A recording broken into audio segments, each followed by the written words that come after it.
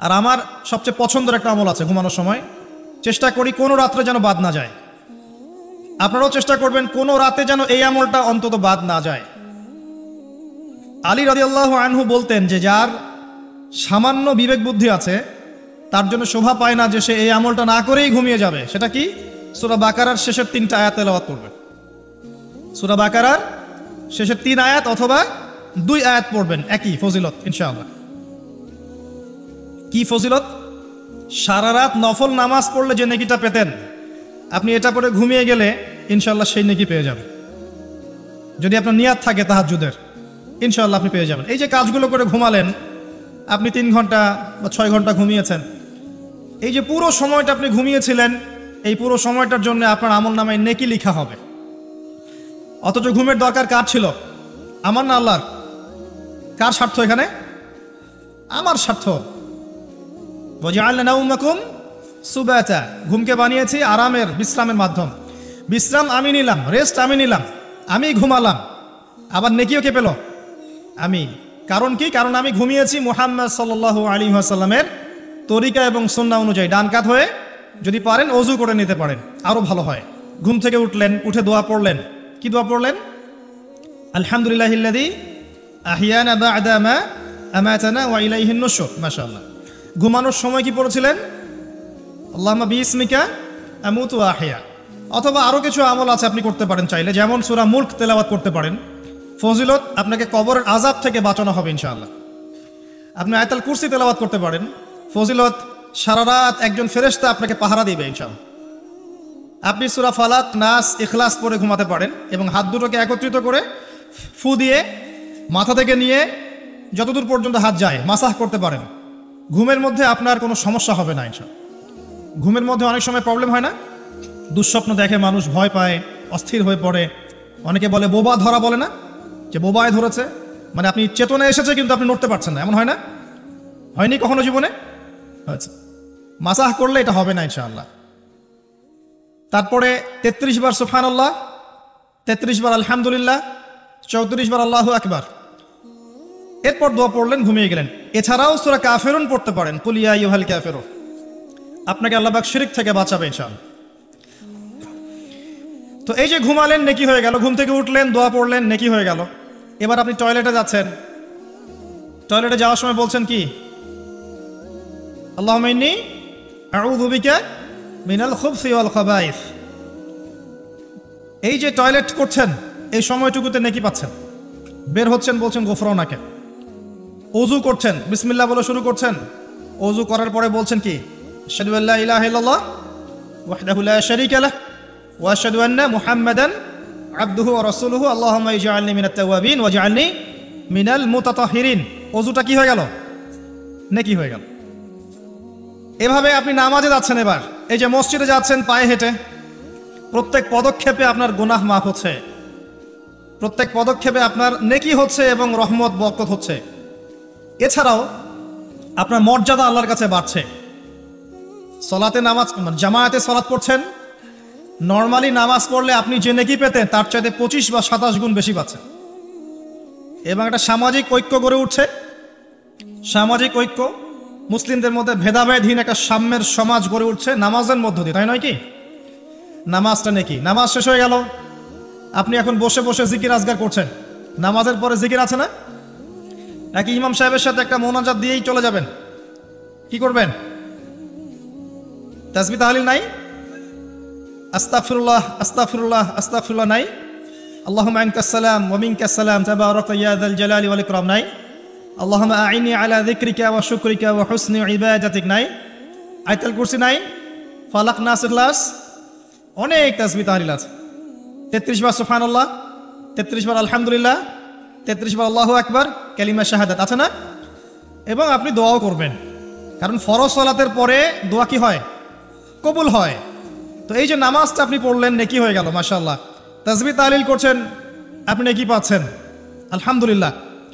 এরপরে আপনি কোথায় যান? হয় পড়াশোনা করতে যান, অথবা আপনি স্কুল কলেজে যাচ্ছেন, অথবা মাদ্রাসায়, অথবা বাসায় পড়াশোনা করেন, অথবা ব্যবসায় যান, চাকরিতে যান, প্রশাসনের কাজে যান, রাষ্ট্রের কাজে চলে যান, এই তো করেন। দিনটা এভাবে শুরু হয় না? এখন যদি পড়াশোনার সেকশনে আপনি যান, স্টুডেন্ট হন আপনি, এবং আপনার পড়াশোনার উদ্দেশ্য যদি হয় যে আমি জ্ঞান অর্জন করব, এই উদ্দেশ্যে এই জ্ঞানকে কাজে লাগিয়ে আমি দিনের খেদমত করব, এই জ্ঞানটাকে কাজে লাগিয়ে কি করব, দিনের উপকার করব, দিনের খেদমত করব, মানুষের উপকার করব, জাতির, দেশের, আপনার উম্মার, জনগণের কল্যাণ করব, ভালো কিছু করব, আপনার এই জ্ঞান অর্জনটা কি হবে জানেন? ইবাদত, এবং এটা বড় ইবাদত। আমলের চেয়ে ইলমের মূল্যটা বেশি। আল ইলমু ক্বাবলা আল কওলি ওয়াল আমাল, কথা কাজের আগে হচ্ছে জ্ঞান। আর যারা মাদ্রাসায় পড়বেন এই উদ্দেশ্যে যে আমি এই জ্ঞান অর্জনের মধ্য দিয়ে উম্মাকে সংস্কার করব, নিজে দিন জানবো, মানুষকে দিন প্রচার করব, এবং দিনের প্রচার প্রসার প্রতিষ্ঠায় আমি আমার জায়গা থেকে ভূমিকা রাখবো। আমি মুহাদ্দিস হব, মুফাসসির হব, আমি ইনশাআল্লাহ বড় আলেম ফকি হব। অহংকার করব না, মানুষকে সঠিক দিনটা জানানোর জন্য, আল্লাহর সন্তুষ্টির জন্য আমি দিন শিখবো। ইবাদত হবে না? এবং তার মর্যাদা এত বেশি হবে, এত বেশি হবে। নবী সাল্লাল্লাহু আলাইহি ওয়াসাল্লাম বলেছেন, সাধারণ মানুষের উপরে নবী সাল্লাল্লাহু আলাইহি ওয়াসাল্লামের যে মর্যাদা, ইবাদত গুজারদের উপর আলেমের সেই মর্যাদা। এবং এই জ্ঞান অর্জন করতে গিয়ে আপনি যখন পা ফেলছেন, বাড়ির থেকে বের হচ্ছেন, আপনার পায়ের নিচে ফেরেশতারা সম্মানের পাখা বিছিয়ে দিবে। এমনকি আসমান জমিনের সমস্ত সৃষ্টি, এই গর্তের মধ্যে যে পিপিলিকা আছে, পিঁপড়া, এবং সমুদ্রের নিচে যত মাছ আছে, সমস্ত প্রাণী ওই আলেমের জন্য ইস্তেগফার করতে থাকে, ক্ষমা প্রার্থনা করতে থাকে। এই ফজিলত অন্য কোথাও পাবেন না। এমনকি যতক্ষণ সে ইলম অর্জনের পথে আছে, সে আল্লাহর রাস্তাতেই আছে, ফি সাবিলিল্লাহ সে কাজ করছে। আপনি যদি জেনারেল লাইনেও পড়াশোনা করেন, কিন্তু আপনি চিন্তা করছেন আমি এই পড়াশোনা দিয়ে দেশের, জাতির, উম্মার, মানবতার কল্যাণে কাজ করব, দিনকে এগিয়ে নিব। একজন মেডিকেল ডক্টর, তিনি দিনের খেদমত করতে পারেন না? একজন ইঞ্জিনিয়ার, তিনি দিনের খেদমত করতে পারবে না? একজন ভালো সৎ পুলিশ অফিসার পারবে না? পারবে না? একজন ভালো সেনাবাহিনীর মেজর জেনারেল পারবে না? একজন সামাজিক নেতা পারবে না? একজন এমপি মন্ত্রী পারবে না? একজন পলিটিশিয়ান উম্মার খেদমত করতে পারবে না? সবাই সবার জায়গা থেকে পারবে। আল্লাহ এমনভাবে দিনটাকে সৃষ্টি করেছে। ইসলাম এত প্রশস্ত একটা দিন যে মানুষ বিভিন্ন জায়গায় থাকবে, সে তার জায়গায় থেকেই দিনের খেদমত করতে পারবে ইনশাআল্লাহ। একজন শিক্ষক পারবে না দিনের খেদমত করতে? একজন ভালো অর্থনীতিবিদ পারবে না? সবাই পারবে। শুধু প্রয়োজন কি জানেন? দিনটা বোঝা, নিজের উপর আমল করা, এবং দিন প্রতিষ্ঠার ফিকির থাকা। একজন ডক্টরের কাছে রুগী আসছে, প্রত্যেকটা রুগী দেখছেন, দেখার সময় খালি বলছেন যে ভাই 5টা ওয়াক্ত নামাজটা ঠিক মতো পড়েন, আপনার শরীর ভালো, রিপোর্ট খুব ভালো আছে, মাঝে মাঝে একটু রোজা রাখেন। ডাক্তারের কথা শুনবে না রুগী? শুনবে না? একজন মানুষ, মনে করেন member, chairman, whoever he is, সে তার এলাকার নেতা, তো মানুষের মধ্যে জনকল্যাণমূলক কাজ করছে, শীতবস্ত্র বিতরণ করছে, রাস্তাঘাট নির্মাণ করছে, করার সময় মানুষকে বলছে যে এই যে দিলাম, এটা আল্লাহর রিজিক, তোমাদেরকে দিলাম, তোমরা আল্লাহর ইবাদত করো। বলা যাবে না? দিনের খেদমত করা যায় না? শুধুমাত্র দরকার নিয়াত। কি দরকার? নিয়াত, এবং জানা যে আমার কাজের প্রতিদানটা কি। এই যে আমি কাজগুলো করছি, এর প্রতিদান হচ্ছে আল্লাহ পরকালে আমাকে জান্নাত দিবেন ইনশাআল্লাহ। দুনিয়াতে আমি কি পাই না পাই সেটার হিসাব পরে, পরকালে আল্লাহ পাক আমাকে জান্নাত দিবেন ইনশাআল্লাহ। এভাবে আপনি আপনার জীবনের প্রতিটা কাজকেই ইবাদত বানাতে পারেন। ওয়ামা খালাকতুল জিন্না ওয়াল ইনসা ইল্লা লিয়াবুদুন। নাস্তিকদের কথা জবাব পেয়েছেন? এটা অন্য ধর্মের ক্ষেত্রে প্রযোজ্য, যে শুধু ইবাদত বন্দেগী বা পূজা অর্চনা তারা যেটা করে এটাই ইবাদত বলে গণ্য হয়, কিন্তু ইসলামের মধ্যে প্রতিটা কাজই ইবাদত বলে গণ্য হয়, যদি আপনি প্রতিটা কাজ নবী সাল্লাল্লাহু আলাইহি ওয়াসাল্লামের তরিকা এবং সুন্নত মোতাবেক করতে পারেন। আমার কথা কি বোঝা যাচ্ছে ভাই? আলহামদুলিল্লাহ। এবার ধরেন আপনি বাসায় ফিরে আসলেন, মাঝখানে জোহরের নামাজ পড়েছেন, আসরের নামাজ পড়েছেন জামায়াতে, জামাত যদি ছুটে যায় বাসায় জামাত করেছেন, বা আপনার অফিসে জামাত করেছেন, ব্যবসা প্রতিষ্ঠানে জামাত করেছেন, অথবা একাই হয়তো পড়তে বাধ্য হয়েছেন, পড়েছেন, নামাজ পড়েছেন। নামাজ পড়ার পরে আপনি সন্ধ্যায় বাসায় ফিরে আসলেন। বাসায় ফিরে আমরা কি করি? পরিবারকে সময় দিই না? ওখানে খাওয়া দাওয়া করি, গল্প গুজব করি, পরিবারকে সময় দিই। এখন অবশ্যই এই সময় দেওয়ার প্রবণতা কমে যাচ্ছে, সবার হাতে হাতে এখন স্মার্টফোন। একটা বাসায় 10টা জগৎ, মানে একটা বাসায় 10টা মেম্বার, 10 জনের 10টা ফোন, 10টা আলাদা আলাদা পৃথিবী একটা বাসার মধ্যে। আগে ওই যে টেলিভিশন ছিল না, এখন তো টেলিভিশন উঠে যাচ্ছে, তাই না? আগে যখন টেলিভিশন ছিল, টেলিভিশন কিন্তু ড্রয়িং রুমের মধ্যে ছিল, মনে আছে? মানে বাসার সব মেম্বার একসাথে বসে টিভি দেখত। এখানে কিন্তু অশ্লীলতার পরিমাণটা একটু কম ছিল, চাইলে যে কোনো চ্যানেল সে দেখতে পারবে না। পারবে? পারবে না। এখন ঘরে ঘরে স্মার্টফোন, ও যা ইচ্ছা তাই করতে পারে। আমরা হয়তো মনে করছি বাসা থেকে টিভি সরিয়ে দিয়েছি, একটা জিহাদ করেছি, মাশাআল্লাহ। ওই টিভি সরিয়ে যে ঘরে ঘরে আবার একটা জেনার মেশিন ঢুকিয়ে দিয়েছি, এটা বুঝতে পারছি না। তো এই যে পরিবারকে সময় দেয়া, এটা কিন্তু ইবাদত। পরিবারের খোঁজ খবর নেয়া, স্ত্রীর সাথে কথোপকথন করা, পরিবারের সমস্যাগুলোকে ডিল করা, একসাথে খেতে বসা, একসাথে এক দস্তরখানায় খেতে বসা, প্রয়োজনে বড় প্লেট নেওয়া, প্লেটের চারপাশে সবাই মিলে খাবে, এটাও সুন্নাহ। এতে করে মহব্বত বাড়বে, খাবারে বারাকা হবে। আমরা কিন্তু এগুলো পালন করি না, সংস্কৃতি নাই আমাদের মধ্যে, চর্চা নাই। বাচ্চা কাচ্চা থেকে সময় দেই না। বাচ্চা কাচ্চাকে পিতা মাতা সময় না দিলে এই বাচ্চা কার কাছে মানুষ হবে? কাজের বুয়ার কাছে মানুষ হবে, তাই না? অথবা ডে কেয়ার সেন্টারে মানুষ হবে। তো এই কার কাছ থেকে ভদ্রতা শিখবে? সে তো তাদের মানসিকতাতেই গড়ে উঠবে। তো বাচ্চা কাচ্চা থেকে সময় দেয়া, পরিবারের সদস্য থেকে সময় দেয়া ইবাদত। নবী করিম সাল্লাল্লাহু আলাইহি ওয়াসাল্লাম তার স্ত্রীর কোলে মাথা রেখে শুয়ে থাকতেন, ইবাদত। মাথা রেখে শুয়ে তিনি কোরআন তেলাওয়াত করতেন। আমরা যারা বৈবাহিক জীবনে আছি, কখনো করেছি? মাশাআল্লাহ, কয়বার করেছেন? বেশি করতে যায় না, বেশি করতে গেলে আবার সমস্যা আছে। সবকিছুর একটা কি আছে? লিমিট আছে। বেশি করতে গেলে ব্যক্তিত্ব কমে যাবে, তখন দেখবেন আপনার উপর খবরদারি করছে। ভারসাম্য বজায় রাখতে হবে। যাই হোক, এমনকি তিনি বলেছেন, আয়েশা রাদিয়াল্লাহু আনহা তিনি বলেছেন যে আমি যে গোশতের টুকরাটা খেতাম, নবী সাল্লাল্লাহু আলাইহি ওয়াসাল্লাম ওইখানেই মুখ দিতেন যেখানে আমি ছিঁড়েছি। এবং রাতের বেলা দৌড় প্রতিযোগিতা করেছেন স্ত্রীর সাথে। প্রথমবার আয়েশা রাদিয়াল্লাহু আনহা জিতেছিলেন, পরে কয়েক বছর পর তিনি তাকে হারিয়ে দিয়েছেন, দিয়ে বলেছেন, আয়েশা আমি তোমাকে আজকে হারিয়ে দিলাম। এই যে সুন্নাহ, পারিবারিক সুন্নাহগুলো আমাদের মধ্যে উঠে যাচ্ছে না ভাই? পরিবারের সবার সাথে সময় দিতে হয়, খোঁজ খবর নিতে হয়, কথাবার্তা বলতে হয়। স্পেশালি বাচ্চাদের ব্যাপারে খেয়াল রাখতে হয়।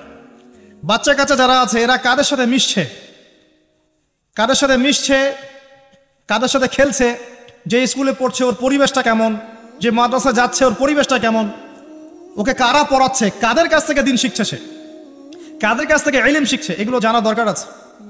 তো পরিবারের ব্যাপারে সচেতন থাকতে হবে। এই কারণে আল্লাহ পাক বলেছেন, কু আনফুসাকুম ওয়া আহলিকুম নারা, নিজে পরিবার, নিজে জাহান্নামের আগুন থেকে বাঁচো, পরিবার বর্গকে বাঁচাও। কিন্তু এখানে একটা কথা আছে যে সবার পরিবার কিন্তু একরকম হবে না। হয়তো স্ত্রী কথা শুনবে না, পিতামাতা কথা শুনবে না, সন্তান সন্ততি কথা শুনবে না। এক্ষেত্রে আপনার জন্য হেদায়েত কোথায় জানেন? ওই যে নূহ আলাইহিস সালামকে দেখেন, 950 বছর দাওয়াতি কাজ করেছিলেন, তার সন্তান কিন্তু ঈমান নিয়ে আসে নাই, তার স্ত্রী কিন্তু ঈমান নিয়ে আসে নাই। অতএব আপনি ঈমানদার হলেই যে সবাই আপনার কথা মেনে নেবে এমনটাও নয়, কিন্তু দাওয়াত দিতে হবে, চেষ্টা করতে হবে। এরপর যদি না করে, তাদের লাকুম দিনুকুম ওয়ালিয়া দিন, তুমি তোমার হিসাব দিবা, আমি আমার হিসাব দিব। চেষ্টাটা বড় কথা। লূত আলাইহিস সালামের স্ত্রী ঈমান নিয়ে আসে নাই। আবার ফেরাউনের ঘরে দেখবেন ঈমানদার মহিলা পাবেন, আছে না? ফেরাউনের ঘরে ঈমানদার মহিলা থাকতে পারে। আজকে আমরাও দেখি বাংলাদেশের প্রেক্ষাপটে পরিবারের কর্তারা অনেকেই ফেরাউনের মতো আচরণ করেন, কিন্তু স্ত্রীরা মাশাআল্লাহ ঈমানদার।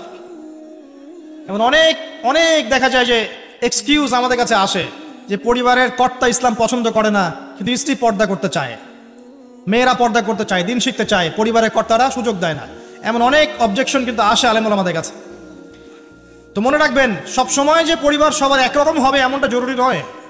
পরিবার নূহের মতো হতে পারে আলাইহিস সালাম, লূত আলাইহিস সালামের মতো হতে পারে, আবার মুহাম্মদ সাল্লাল্লাহু আলাইহি ওয়াসাল্লামের মতোও হতে পারে। আমাদের কাজ হচ্ছে পৌঁছে দেয়া, তা'মুরুনা বিল মা'রুফ ওয়া তানহাউনা আনিল মুনকার, এতটুকু। আপনি আপনার অধীনস্থদের উপরে কঠোর হতে পারবেন, যেমন আপনার স্ত্রী এবং সন্তান সন্ততি। কিন্তু আপনার বাবা নামাজ পড়ে না, যার বয়স 60 বছর, আপনি কি তাকে পিটাতে পারবেন? পারবেন না। কিন্তু আপনার সন্তানের বয়স 12 বা 15, সে নামাজ পড়ে না, আপনি তাকে মারতে পারবেন না? এই হলো অবস্থা। পরিবারকে সময় দিতে হবে তাদের হেদায়েতের জন্য, এটা কিন্তু ইবাদত। এমনকি স্ত্রীর সাথে যে সময়টা আপনি কাটাচ্ছেন, অন্তরঙ্গ সময়, এটার জন্যও আপনি নেকি পাবেন। সাহাবায়ে কেরাম বললেন, ইয়া রাসূলুল্লাহ সাল্লাল্লাহু আলাইহি ওয়াসাল্লাম, এই কাজটা তো আমরা প্রবৃত্তির মানে যে তাড়না, এটা নিবারণ করতে গিয়ে কাজটা করি, এর জন্যও কি নেকি পাবো? নবী সাল্লাল্লাহু আলাইহি ওয়াসাল্লাম বললেন, এই কাজটা তোমরা যদি অন্য কারোর সাথে করতে তোমাদের কি গুনাহ হতো না? সাহাবীরা বললেন, হ্যাঁ গুনাহ হতো। অতএব এই কাজ তুমি যদি স্ত্রীর সাথে করো, ইনশাআল্লাহ তুমি নেকি পাবে। সন্তানদেরকে বড় করছি, এই সন্তানদেরকে এই নিয়াতে বড় করতে হবে যে এরা বড় হয়ে আল্লাহর দ্বীনকে এগিয়ে নিবে, আল্লাহর পথে দায়ী হবে, আলেম হবে, মুজাহিদ হবে, মুহাদ্দিস হবে, মুফাসসির হবে, তারা দ্বীনের খেদমত করবে। এই সন্তান আপনার জন্য সাদকায়ে জারিয়ার মাধ্যম হবে ইনশাআল্লাহ। কিছু না হোক সন্তান ভালো মানুষ হবে, তার দ্বারা কেউ ক্ষতিগ্রস্ত হবে না, সে মানবতার কল্যাণে কাজ করবে, আপনি ওই সন্তানের জন্য নেকি পাবেন ইনশাআল্লাহ তাআলা। এই যে আপনার পুরো জীবন শুরু থেকে, ঘুম থেকে নিয়ে একেবারে পরিবার, সমাজ, রাষ্ট্র পরিচালনা পর্যন্ত প্রত্যেকটা কাজ যদি কোরআন এবং সুন্নাহর অনুকূলে হয় এবং নবী সাল্লাল্লাহু আলাইহি ওয়াসাল্লামের সুন্নাহ পদ্ধতিতে হয়, পুরো জীবনটাই আপনি নেকি পাচ্ছেন আলহামদুলিল্লাহ। এটাই সেই আয়াত, ওয়া মা খালাকতুল জিন্না ওয়াল ইনসা ইল্লা লিয়াবুদুন, আমি মানুষ এবং জিনকে সৃষ্টি করেছি শুধুমাত্র আমার ইবাদত করার জন্য। এবার আসেন, আল্লাহ পাক যখন আমাদেরকে সৃষ্টি করেননি তখন কি ছিল? কারা ছিল পৃথিবীতে? সর্বপ্রথমে কারা ছিল পৃথিবীতে? আমরাই প্রথম প্রজাতি নই। আমরা তো এখন মনে করি যে পৃথিবীটা আমাদের, তাই না?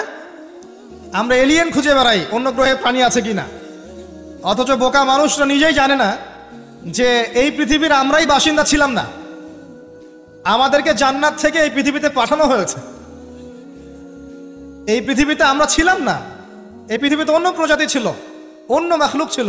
ওয়াল্লাহু আ'লাম বিসওয়াব, তারা কারা ছিল? প্রথমে আল্লাহ একা ছিলেন, কেউ ছিল? হুয়াল আউয়াল, তিনি প্রথম, এবং সবশেষে আল্লাহ পাক একা থাকবেন, কেউ থাকবে? কুল্লু মান আলাইহা ফান, আছে না আয়াত? প্রথমে আল্লাহ একা ছিলেন, শেষেও আল্লাহ একা থাকবেন। হুয়াল আউয়াল ওয়াল আখির ওয়াজ যাহির ওয়াল বাতিন ওয়া হুয়া বিকুল্লি শাইইন আলিম। আল্লাহ একা ছিলেন, এরপরে আল্লাহ পাক সৃষ্টি করেছেন আরশ।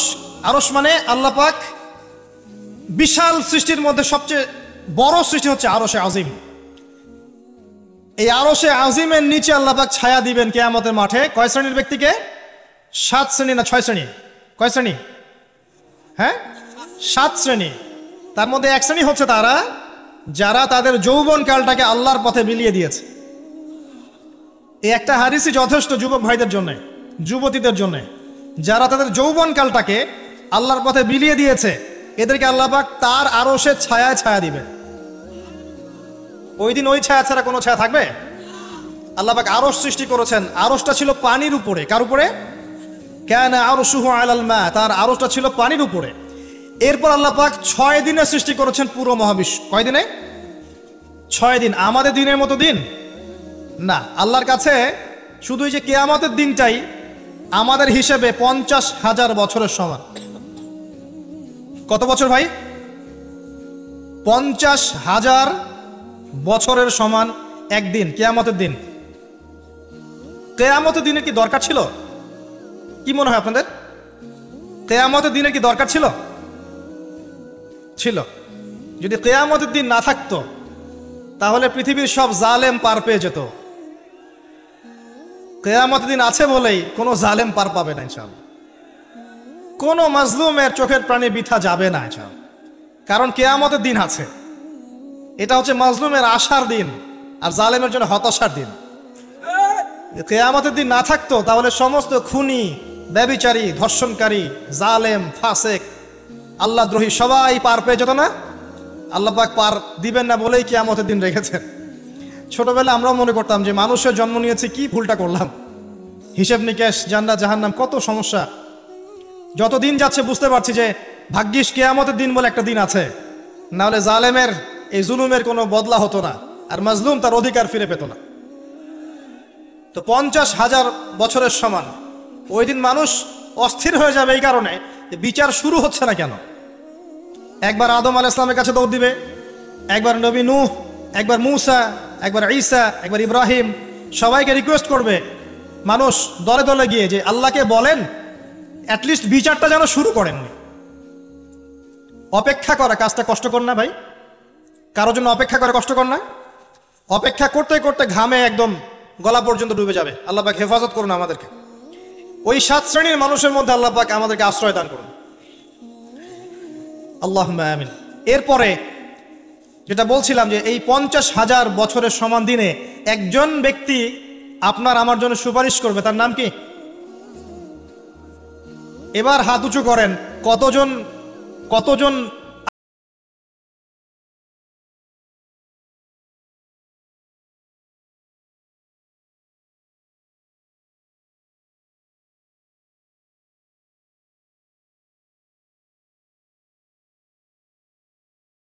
স্লোগানগুলো দেই যে আল কোরআনের আলো ঘরে ঘরে জালো, নারায়ে তাকবীর, আল্লাহু আকবার, স্লোগান দেই না অনেক। বাস্তবতা স্লোগানের মধ্যে পার্থক্য নাই।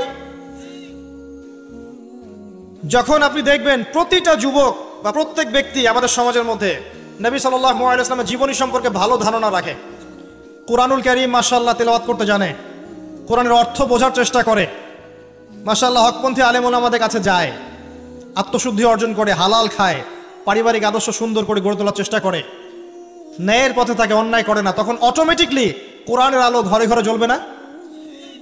তাহলে মূল কাজটা কি? আইওয়াশ এবং শোডাউন করা না মূল কাজ করা? মূল কাজটা কি? আমরা কিন্তু মূল কাজটা করতে চাচ্ছি না, বা মূল কাজটাকে আমরা ততটা গুরুত্ব দিচ্ছি না যতটা যৌগিক বিষয়গুলোকে গুরুত্ব দিচ্ছি। আর এই কারণে দীর্ঘদিন থেকে দেখছি যে উম্মার অবস্থা মোটামুটি অপরিবর্তনীয় আছে, বরং দিন দিন ডে বাই ডে আস্তে আস্তে অধঃপতন হচ্ছে। যাওয়ার বর্তমান মডার্ন একটা কারণ হচ্ছে ফেমিনিস্ট রেভলিউশন। ভালো করে শোনেন, ফেমিনিস্ট রেভলিউশন সেই কারণ যার কারণে এখনকার নারীদেরকে আপনি বাসায় রাখতে পারছেন না পর্দায়।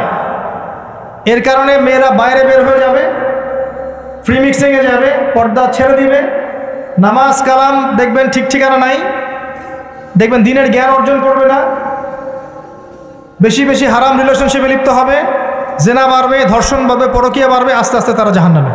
এটা হচ্ছে ফলাফল। এটাই সেই কারণ যার কারণে বেশিরভাগ নারী জাহান্নামে যাবে। খুব সতর্ক থাকবেন। কোনো কোনো ক্ষেত্রে দেখা যায় সামান্য দুনিয়ার স্বার্থে তারা নগ্ন হয়ে মডেলিং করতেও দ্বিধাবোধ করছে না, নগ্ন হয়ে ফিল্মগুলোতে কাজ করতেও দ্বিধাবোধ করছে না, ইজ্জত বিলিয়ে দিয়ে টাকা কামাই করতে দ্বিধাবোধ করছে না। কোনো কোনো ক্ষেত্রে দেখা যায় এগুলোকে তাদের ব্রেন ওয়াশ করা হয়েছে, এগুলো সামাজিক সোসাইটির মধ্যে এগুলো আপনার ডিগনিটির মাধ্যম, সম্মানের মাধ্যম, এগুলো বলা হচ্ছে। এই বিষয়গুলো খেয়াল রাখবেন, এই বিষয়গুলো খেয়াল রাখবেন আল্লাহর ওয়াস্তে। এইগুলো সম্মানের মানদণ্ড নয়। সম্মানের মানদণ্ড আপনার ঈমান, আমল, তাকওয়া এবং আপনার সতীত্ব। একবার সতীত্ব চলে গেলে কখনো ফিরে আসবে না। আল্লাহ পাক বোঝার তৌফিক দান করুন। আর সর্বশেষ কথা হচ্ছে, এই উম্মতের নারীদের জন্যই নবী সাল্লাল্লাহু আলাইহি ওয়াসাল্লাম 4টা কাজের সুসংবাদ দিয়েছেন। 4টা কাজ করতে পারলেই জান্নাতের যে কোনো দরজা দিয়ে ইচ্ছা তারা প্রবেশ করতে পারবে। বাসায় গিয়ে এই হাদিসটা শুনিয়ে দিয়েন। 1 নাম্বার, তারা যদি 5 ওয়াক্ত নামাজ পড়তে পারে, 5 ওয়াক্ত নামাজ টাইম টু টাইম পড়তে পারে। 2 নাম্বার, তারা যদি রমজান মাসে সওম রাখতে পারে। 3 নাম্বার, তারা যদি লজ্জাস্থানের হেফাজত করতে পারে, মানে পর্দা করতে পারে। এখানে আমি খাস পর্দা বোঝাচ্ছি, ডিজিটাল পর্দা বোঝাচ্ছি না, খাস পর্দা বোঝাচ্ছি। পোশাক এমন হবে না যেটা পরলে শরীরের কাঠামো বোঝা যায়, এমন পোশাক চলবে না। পোশাক এমন হবে না যেটা পরলেও বাহির থেকে ভিতরের অঙ্গ দেখা যায়। পোশাক এমন হবে না যেটা অমুসলিমদের সাথে সাদৃশ্য আছে।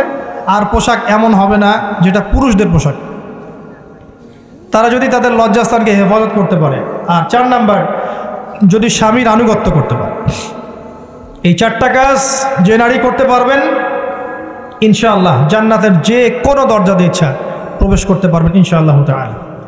আমরা পারিবারিক ক্ষেত্রে স্বামীদেরকে অনুরোধ করব, আমাদের অনেক দোষ আছে, স্বামী ভাই পিতাদেরকে অনুরোধ করব যে মেয়েদেরকে ছোটবেলা থেকে পড়াশোনা শেখায়। কন্যা সন্তান হলে মুখটা কালো করার দরকার নাই, তারা আমাদের বোঝা নয়, বরং তারাই দেখবেন ওমর, খালিদ, ওসমান, আলীর মতো সন্তান জন্ম দেবে ইনশাআল্লাহ আযজা ওয়া জাল্লা। তাদের গর্ভ থেকেই সন্তান জন্ম হবে ইনশাআল্লাহ। সন্তান মেয়ে হলে মুখটা কালো করার প্রয়োজন নেই। আমরা ওদেরকে দিন শিক্ষা দিব, উপযুক্ত পরিবেশ দিব, নিরাপত্তা দিব, নিরাপদ পরিবেশে দিন শেখার ব্যবস্থা করব। এটা আমাদের উপর দায়িত্ব। তাদেরকে সম্পত্তির অধিকার দিতে হবে, এটা আমাদের উপর দায়িত্ব। জুলুম করা যাবে না, তাদের উপর জুলুম করা যাবে না। তাদের ব্যাপারটা, ফিতরতটা হচ্ছে তারা একটু বক্র হবে। তাদের ফিতরত, তাদের চরিত্র স্বভাব হচ্ছে তারা একটু বক্র হবে। এটাকে মেনে নিয়েই চলতে হবে। ফিতরত এটা ওদের, তারা বক্র হবে। আপনাকে আমাকে মেনে নিয়েই চলতে হবে। আল্লাহ পাক তৌফিক দান করুন। এটা এই জায়গায় শয়তান এসে সুযোগ খুঁজবে, এই জায়গায় শয়তান এসে সুযোগ খুঁজবে, এখানেই সবরের পরিচয় দিতে হবে। আল্লাহ পাক তৌফিক দান করুন। তাদের দিন শিক্ষা নিশ্চিত করার পর আমলের এখতিয়ার দিতে হবে। সারাদিন ওদেরকে দুনিয়ার কাজে ব্যস্ত করে রাখবেন না। আমরা ওদের উপর যত কাজের চাপ দিয়ে রাখি, এই কাজগুলো করার পর আমল করার ওদের ফুরসত থাকে না। কাজের চাপ কমিয়ে দেন। এতগুলো তরকারি কেন রান্না করতে হবে? 1টা 2টা করলেই তো এনাফ। সময় দেন, ওদেরকে সময় দেন।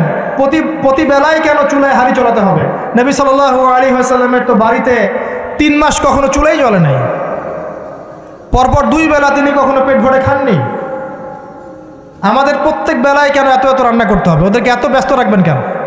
সময় দেন, পড়াশোনা করতে দেন, তালিম করতে দেন। 1 বেলা রান্না করেন, 3 বেলা খান। ওরা এত মার্কেটে ঘুরবে কেন? আমরা কি মরে গেছি নাকি? আমরা মাসের বাজার করে দেবো, 1 মাসের বাজার আগেই করা শেষ, বাসায় থাকো, মাসের বাজার করে ফেলবে। রমজান আসছে, রমজান আসার আগেই সব শপিং শেষ। রমজান মাস আসার আগেই রমজান এবং ঈদের সব শপিং শেষ করে ফেলেন। যতটুকু সামর্থ্য আছে এটা দিয়েই করেন। রমজান মাস পুরো ইবাদতে কাটাবেন ইনশাআল্লাহ। ঘন ঘন মার্কেটে যাবেন না, বাড়ির মা বোনদেরকে এত মার্কেটে যেতে দিবেন না, বাসায় রেখে দিবেন। এত প্রয়োজন নাই তো আমাদের। বাসায় পরিবেশটাই মূল কথা। আমরা ওদের উপর অনেক জুলুম করে ফেলি, ওদের প্রতি ভ্রুক্ষেপ করি না। দেখবেন নিজের স্ত্রীকে ভালো লাগে না, সারাদিন বাইরে যে মুভিজ দেখতে দেখতে, পর্নোগ্রাফি দেখতে দেখতে এবং ফ্রি মিক্সিং চলতে চলতে নিজের স্ত্রীর চেহারা আর ভালো লাগে না। বিয়ের আগে যে 10টা প্রেম করে আসছে, এখন স্ত্রীর চেহারা ভালো লাগবে কেমন করে? হ্যাঁ, স্ত্রীর দিকে তাকাই না, ভ্রুক্ষেপ করে না। আবার আমাদের স্ত্রীদেরকেও দেখবেন অনেক সময় দেখা যায় যে বাইরে যাওয়ার সময় সাজুগুজু করে একাকার, স্বামীর জন্য কখনো সাজবে না। সাহাবায়ে কেরাম রাদিয়াল্লাহু আনহুম আজমাইন বাসায় ঢুকতেন, জিহাদের মাঠ থেকে ফিরতেন, দাওয়া দিয়ে ফিরতেন, আহলান সাহলান দাঁড়িয়ে থাকতেন স্ত্রীরা, আহলান সাহলান সুন্দর করে সেজে থাকতেন, পরিপাটি হয়ে থাকতেন। স্বামী আসতো, হাতে চুমু খেতেন, জড়িয়ে ধরতেন, হৃদ্যতা ভালোবাসা বাড়ত। একই প্লেটে খাবার খেতেন, বড় প্লেট ছিল, একসাথে খাবার খেতেন, মহব্বত বাড়ত। খাইয়ে দিতেন, হাতে খাইয়ে দিতেন, মহব্বত বাড়ত। কোলে শুয়ে কোরআন তেলাওয়াত করতেন, মহব্বত বাড়ত। নবী সাল্লাল্লাহু আলাইহি ওয়াসাল্লাম সেখানে কামড় দিতেন যেখানে আয়েশা রাদিয়াল্লাহু আনহা কামড় দিয়েছেন, মহব্বত বাড়ত। এরপরে সময় দিতেন পরিবারে, দিয়ে তারপরে তার অন্তরঙ্গ সম্পর্কে যেতেন। নবী সাল্লাল্লাহু আলাইহি ওয়াসাল্লাম স্ত্রীর সাথে দৌড় প্রতিযোগিতা করেছেন, চাঁদ দেখেছেন। এখানে দেখবেন আপনি যাচ্ছেন ঘরে, স্ত্রী আপনার দিকে তাকায় না, আপনিও তার দিকে তাকান। ও সাজেন আপনার জন্য, আপনিও কেয়ারও করেন না। আপনিও বসে গেলেন ফেসবুক এই যে নিয়ে, স্মার্টফোন নিয়ে মুভিজ দেখা, ও মাশাআল্লাহ ওরটা গোদাগুদি শুরু করুন। কেউ কারোর সাথে সম্পর্ক নেই। 1 বছর যাইতে না যাইতেই বিয়ের ভালোবাসা মহব্বত সব শেষ। অথচ আল্লাহ পাক বলেছিলেন যে আলা বাইনাকুম মাওয়াদ্দাতা ওয়া রাহমা। এই হৃদ্যতা ভালোবাসা যদি জীবন্ত না করতে পারি, আমাদের পরিবারগুলোর মধ্যে কাঠামো ঠিক থাকবে না। এবং এইসব পরিবেশে যে বাচ্চা কাচ্চারা বড় হবে, এরা আগামী দিনে উম্মার হাল ধরতে পারবে না। মুহাম্মদ সাল্লাল্লাহু আলাইহি ওয়াসাল্লাম মানুষকে ভালোবাসতেন, কারণ ছোটবেলা থেকে তাকে ভালোবাসার পরিবেশে বড় করা হয়েছে। উমর রাদিয়াল্লাহু আনহু খুব কঠোর ছিলেন, কারণ ছোটবেলা থেকে তাকে কঠোরতার মধ্যে মানুষ করা হয়েছে। এই বিষয়গুলো মানুষের উপর প্রভাব বিস্তার করে। আমরা আমাদের মা বোনদেরকে রিকোয়েস্ট করব, 5 ওয়াক্ত সালাত ঠিকঠাক মতো আদায় করবেন। আপনারা সুযোগ করে দিবেন, দ্বীনি শিক্ষায় শিক্ষিত হবেন, মাদ্রাসার সাথে সম্পৃক্ততা রাখেন, মহিলাদের তালিমি হালাকা